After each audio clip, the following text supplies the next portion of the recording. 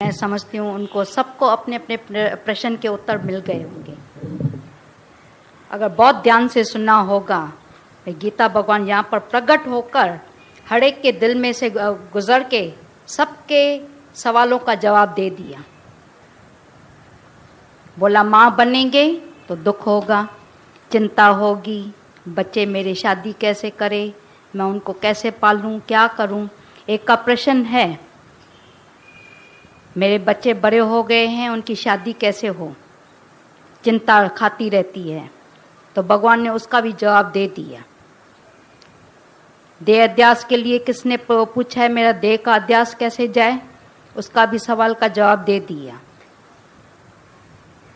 अगर ध्यान से सुनना होगा तो ऐसे लगेगा कि भाई कैसे हमारे गट में से घूम के भगवान ने एक एक सवाल का जवाब दे दिया। अभी बोल सकते हैं कि गीता भगवान यहाँ पर नहीं है, प्रेजेंट नहीं है, हाजरा हजूर है ही है। कैसे उनको मालूम पड़ा कि इनके अंदर में ये सवाल है, आज उनका मैं जवाब दे दूं। हम लोगों ने तो नहीं जानबूझ के वो कैसेट डाली, पर ये निराकार की वाणी कैसे सबके लिए बारिश पड़ गई। तभी बोला अपनी कृपा जिस आप करें, सो सेवक गुरु की मत ले। 3 कृपाएं बताई, निराकार की कृपा, गुरु की कृपा, फिर तीसरी अपने ऊपर कितनी हम कृपा कर लेते हैं, वचन को कितना अपने जीवन में लगाते हैं। सवाल खाली लिखना काफ़ी नहीं है, पर सवाल का जो जवाब मिलता है, जवाब पर हम चलना शुरू करते हैं। श्रवण, मनन, फिर निध्यासन। श्रवण तो करने में मैं तो समझती हूँ सारी दुनिया बहुत होशियार है, सुनने में 3 गुड़िया की तरह सुन लेते हैं, हाँ जी करते रहते हैं। सुंदर जी ने बताया ना, हाँ करते रहते हैं। पर उस वचन को हमने जीवन में कितना अपना लिया, कितना अपने देह से हमारी फारकती हो जाती है। जैसे जैसे आत्मा का बोध होता जाता है, गुरु के मुख से वचन सुन लेते हैं, I am not this body, body is perishable, नाश होने वाली है।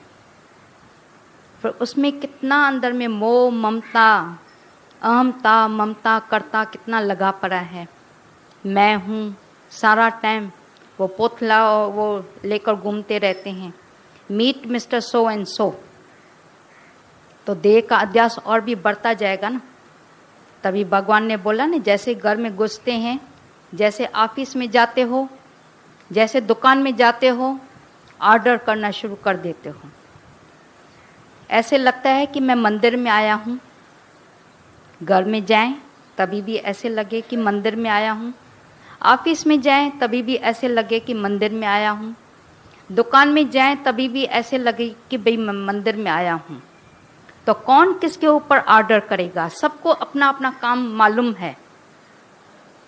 फिर भी अंदर में है ना, मैं कुछ हूँ, I am so, mister so and so, Mrs so and सो। भाई कुछ तो जताएं, नहीं तो वो मेरा एडवांटेज ले लेंगे। अगर मैं उनको तीसरी आंख नहीं दिखाऊं तो कैसे होगा काम। दबदबा तो रखना पड़ता है ना।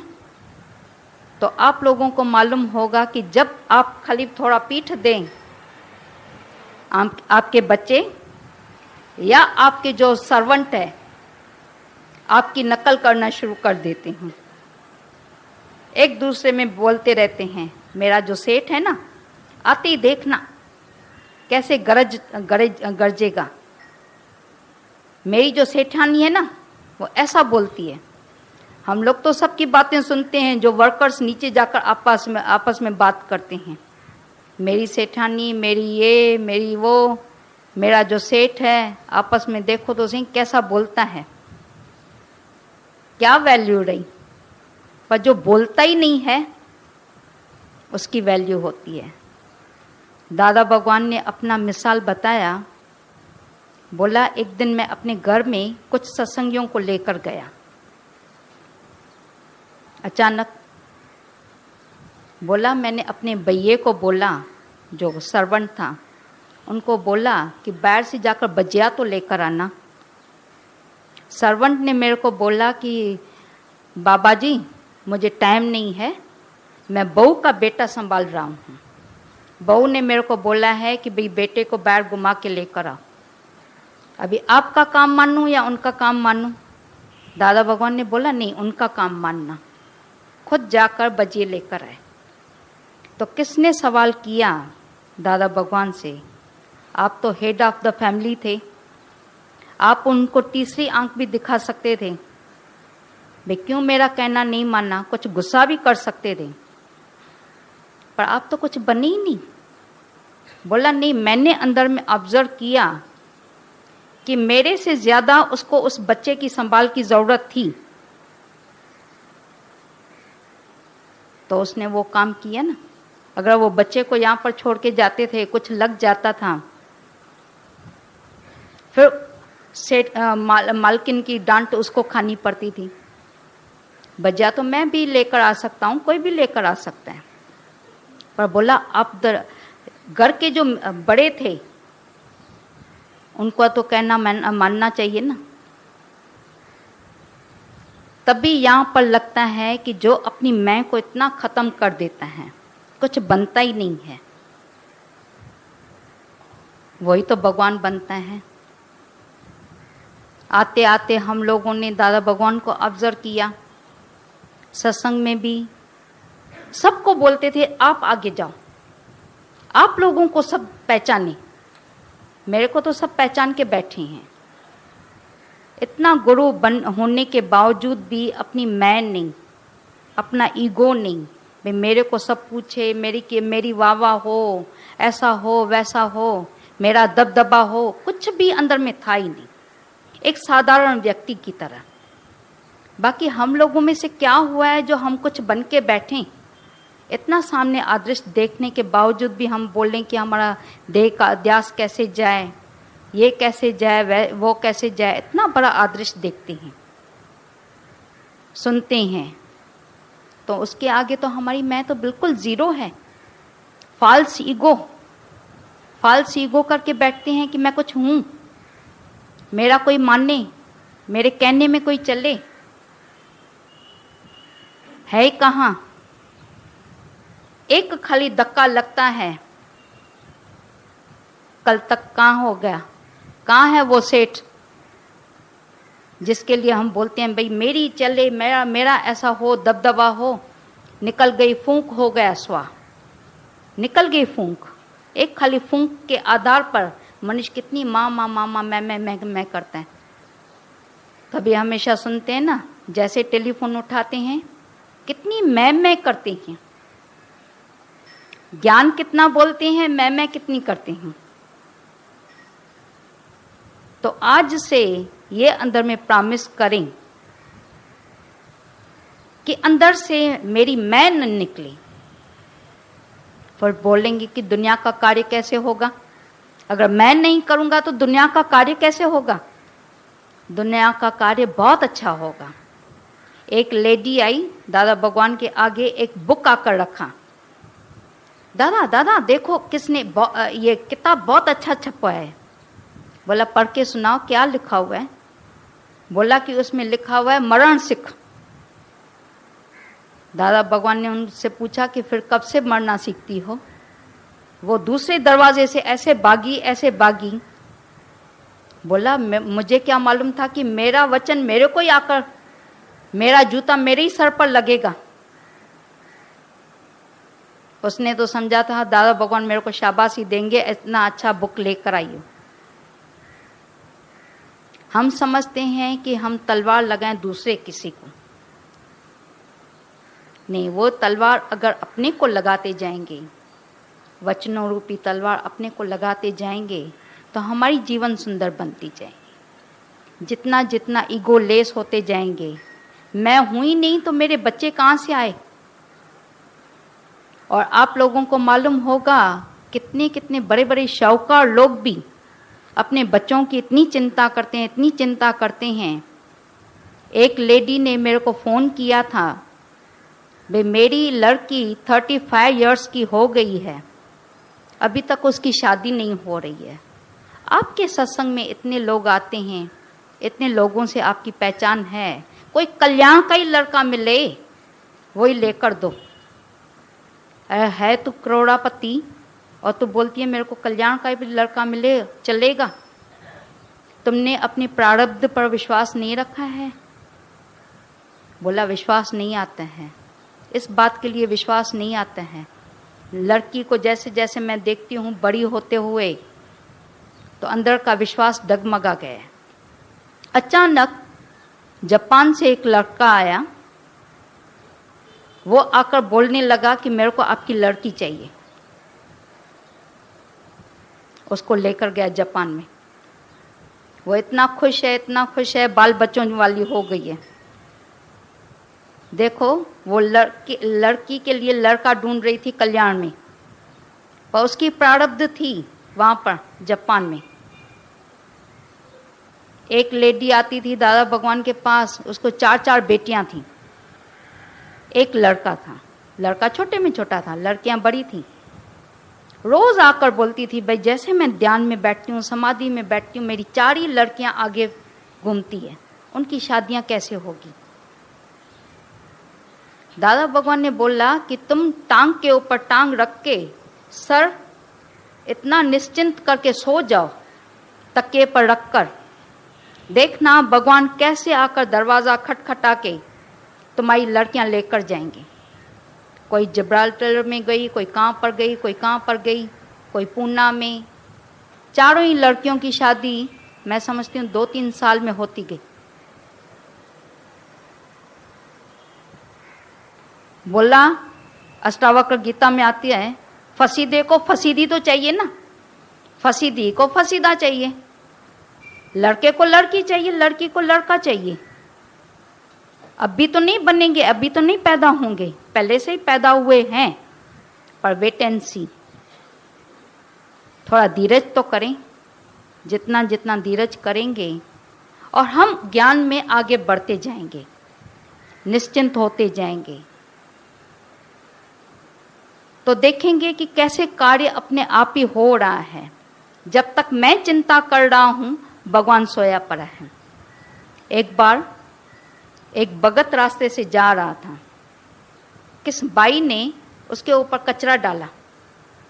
भगवान को बहुत गुस्सा आया, भाई मेरे भगत के ऊपर किसने कचरा डाला है। वो नारायण बैठा था शेषशैया पर, वहां से उठा, बोला जाकर उसकी खबर तो लूं। इतने में भगत के अंदर में आया, मैं तो तीसरी आंख उसको दिखा के आऊं, अगर मैं तीसरी आंख नहीं दिखाऊंगा तो ये रोज रोज मेरे ऊपर कचरा डालेगी। भगवान जाकर अपनी शेषशैया पर बैठ गया।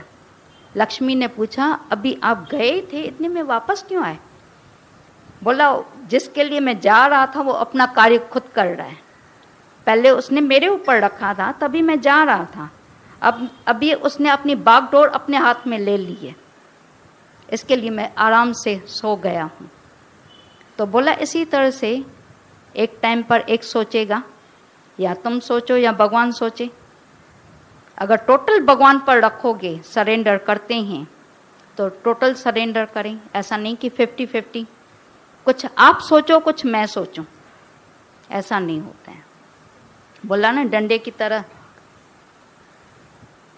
हमने डंडे की तरह ऐसे किया है, सरेंडर किया है, कुछ अपनी भी चलाते रहते हैं, तभी दुखी सुखी भी होते हैं। पर पूरा अगर सरेंडर कर लेते हैं, रांझन जेके राम जपींदा तिंजा कम सब पानी पिया थींदा।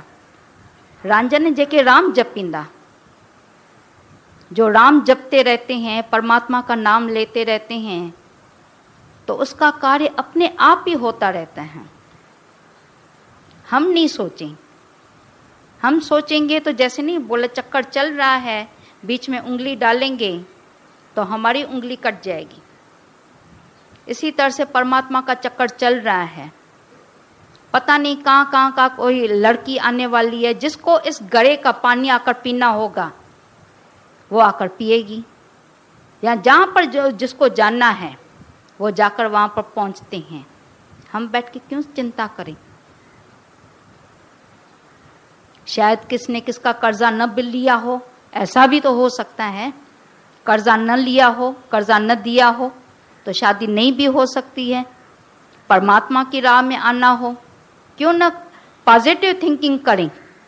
हमेशा मन जो है ना निगेटिव लेकर आता है। मैं तो सत्संग की राह में बढ़ रहा हूँ, मेरे बच्चों की शादियाँ कैसे होगी। दादा भगवान के बच्चों को भी अंदर में चिंता होने लगी थी। बोला दादा भगवान तो सत्संग में जा रहे हैं, पूरा टाइम खाली भगवान का कीर्तन करते रहते हैं, भगवान का नाम लेते रहते हैं। हम लोग जो इतने बड़े हो रहे हैं, हमारी शादी कैसे होगी। देखते देखते देखते सबकी शादियां होती गई और इतने अच्छे घराने की से लड़कियां आई, बहुत अच्छी खानदानी, ऐसे भी नहीं कोई कानी या टुंडी मंडी आई। दामाद भी बहुत अच्छे मिले, ऐसी भी बात नहीं है। क्या परमात्मा का नाम लेने से सब घर वाले तो परमात्मा का नाम नहीं लेते हैं। हम समझते हैं हम परमात्मा का नाम लेंगे तो कैसे कार्य होगा, कैसे काम होगा। और आजकल का फैशन तो देखो कितना आगे बढ़ गया है। बाहर खाली थोड़ा निकलो तो सही, एक लड़का चार लड़कियां, चार लड़कियां एक लड़का, क्या लगा पड़ा है। उनके लिए बैठ के हम सोचते रहते हैं कि कैसा होगा, क्या होगा। जहाँ पर जिसको है, बोला ना, जहाँ पर जिसको सुख मिलता है वो अपना सुख लेकर आते हैं। हम लोग बीच में इंटरफेयर करते हैं उनके, और देखना कोई ना कोई लड़की लेकर आएंगे या कोई लड़का लेकर आएंगे, आकर तुम्हारे सामने रखेंगे कि हमारे को इससे शादी करा लेना। हमारा भी काम है दूध में शक्कर डालना, पर हमारी अंदर में मर्जी होती है कि नहीं, मैं जो लड़की के लिए चाहती हूँ ना वैसा होना चाहिए। तो हमारी मर्जी चलती है।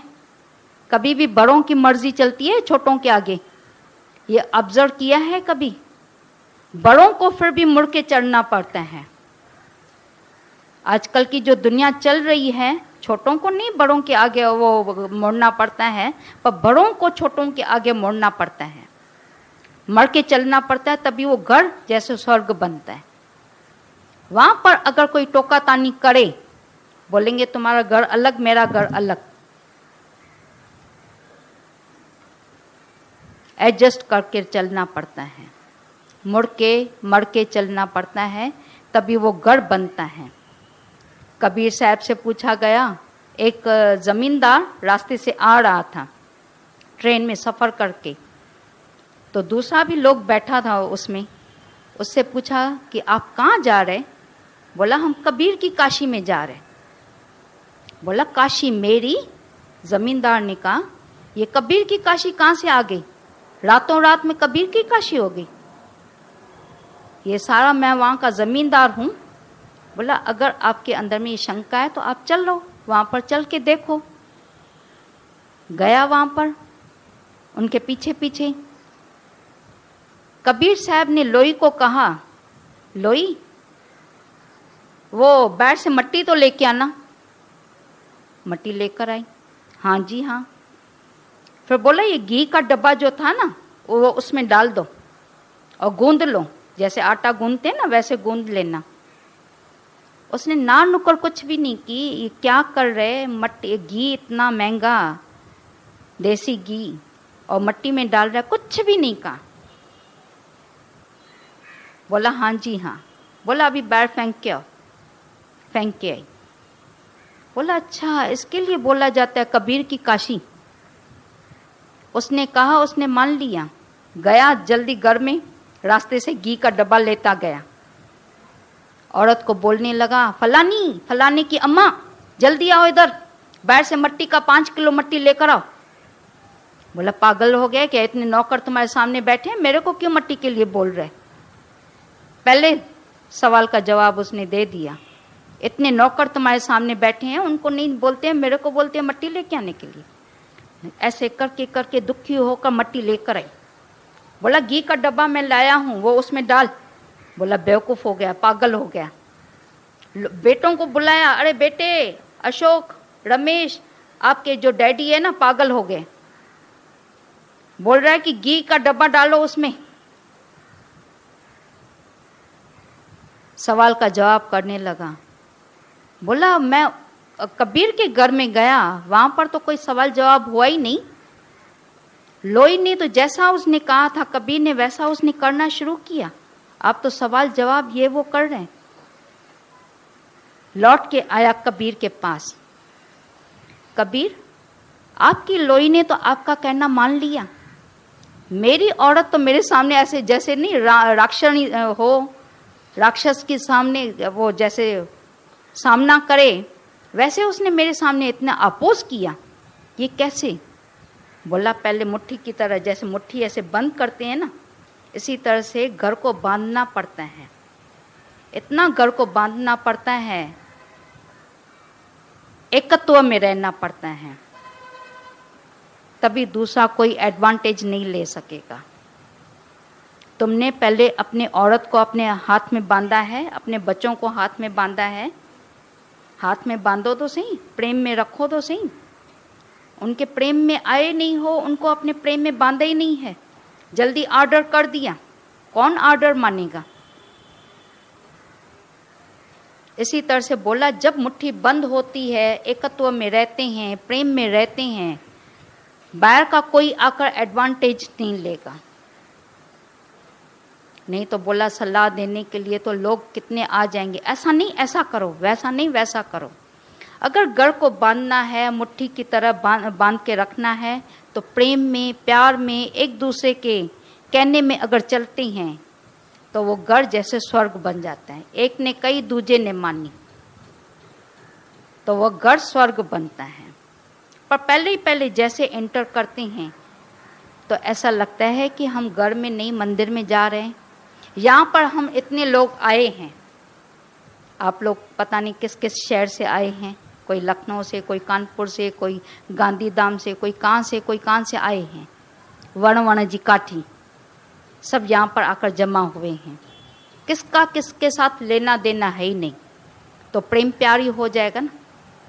पर थोड़ा सा भी लेना देना हो ना, टक्कर टक्कर हो जाएगी। मनमुटाव हो तो टक्कर टक्कर होगी, ख्याल नहीं मिलते हैं तो टक्कर टक्कर होगी। पर लगता है कि हम थोड़े समय के लिए आए हैं, जैसे धर्मशाला में दिन बिता के चले जाएंगे। इसी तरह से घर में जब रहते हैं तो ऐसा करके रहें कि हम धर्मशाला में ही आए हैं या मंदिर में आए हैं, किसका किसके साथ कोई लेना देना नहीं है, तो वो प्रेम प्यार में वहाँ पर रहेंगे। पर जब आसक्ति है,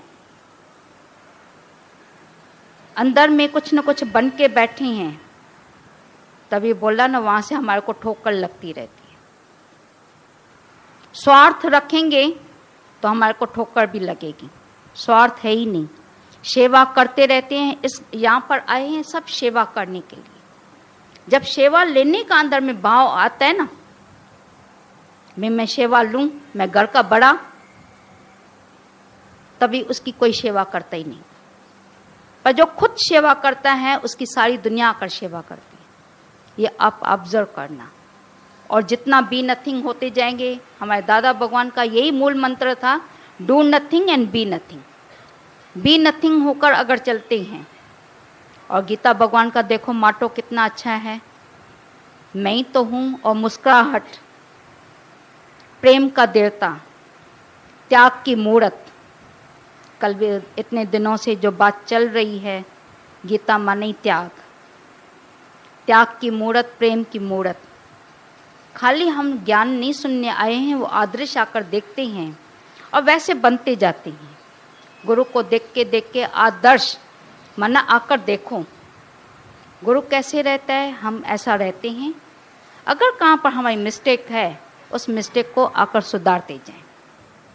मिस्टेक अगर सुधर गई तो वही घर देखना कैसे स्वर्ग बनता जाए।